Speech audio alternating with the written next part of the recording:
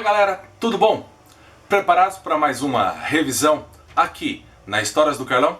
Pois é, na nossa aula de hoje falaremos um pouquinho sobre a Revolução Inglesa.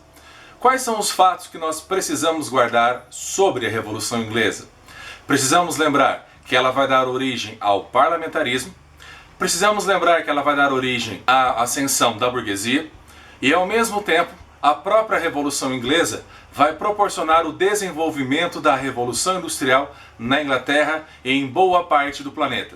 Tivemos alguns acontecimentos, como por exemplo a Guerra das Duas Rosas, que vão dar origem a uma dinastia chamada Tudor. Dessa dinastia chamada Tudor, nós vamos começar a falar sobre a Rainha Elizabeth, que vai promover uma grande ascensão dos preços, e esta revolução dos preços vão fazer com que as mercadorias começassem a ter um valor muito elevado. Com a morte da Rainha Elizabeth, a gente passa a ter algumas mudanças. Por exemplo, o seu primo, chamado Jaime, começa a assumir o controle da Inglaterra. O que nós precisamos lembrar de Jaime? Ele vai ser um rei autoritário e, ao mesmo tempo, ele vai elevar algumas cobranças de impostos. Com a sua morte, assume o seu filho, Carlos I, que também será absolutista. Só que o Carlos I, ele vai arrumar uma série de confusões com os parlamentares, que parte deles eram puritanos, e como consequência disso, os puritanos obrigam o rei Carlos I a assinar um documento chamado Petição de Direitos. Com esse documento chamado Petição de Direitos, passava a limitar o poder real. No entanto, o rei dissolve o parlamento e começa então a exercer todo o seu poder. Cria um imposto chamado Ship Money, começa uma guerra com a Escócia e, no entanto, quando ele precisa novamente ter a ajuda dos parlamentares, eles o recusam. O rei invade a Câmara dos Comuns e, como resultado disso, a gente passa a ter uma revolução chamada Revolução Puritana. O rei Carlos perde, ele é julgado, condenado e decapitado. Faz-se a ascensão de um cabeça redonda chamado Oliver Cromwell. Cromwell assume a liderança da Inglaterra, criando a República.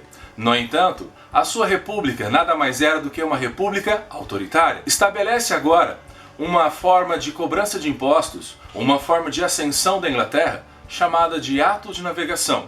A Inglaterra dá um grande salto econômico. Denomina-se Lorde Protetor da Inglaterra, onde passa o direito para o seu filho Ricardo a assumir o controle. Ricardo não tem a mesma postura do pai. No entanto, ele acaba saindo do poder após 18 meses. Mediante isso, é necessário fazer uma restauração da monarquia. Assume agora Carlos II. Carlos II, ele era simpático aos católicos. Resolve algumas briguinhas internas com os parlamentos, mas governa até a sua morte. Assume o seu irmão, Jaime II, que fez com que a sua filha casasse com um príncipe da Holanda, cujo nome dele era chamado Guilherme. Guilherme de Orange recebe a visita de parlamentares que traçam um plano para tirarem do poder Jaime II.